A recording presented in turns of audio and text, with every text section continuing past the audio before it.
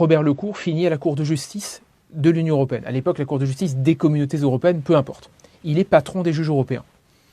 Et dans les années 60, il va militer, le mot est franchement juste, il va faire le nécessaire pour que les juges européens inventent le concept de primauté. La primauté permet littéralement au droit européen de dire, à l'Europe de dire que mon droit est supérieur au droit national, y compris aux constitutions. Donc vous voyez, l'impact est extrêmement puissant.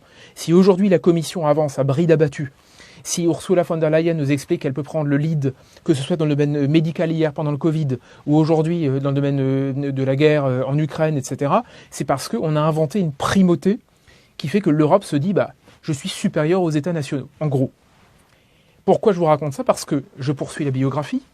Après avoir été le patron des juges européens, Robert Lecourt, il est devenu membre du Conseil constitutionnel, en France.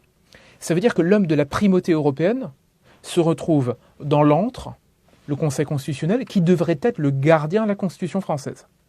C'est quand même pour le moins paradoxal qu'un europhile défenseur de la primauté européenne, qui était le prélat de la primauté européenne, se retrouve dans l'organe qui devrait défendre la primauté de la Constitution française envers et contre tout.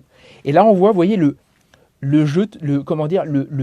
les transformations progressives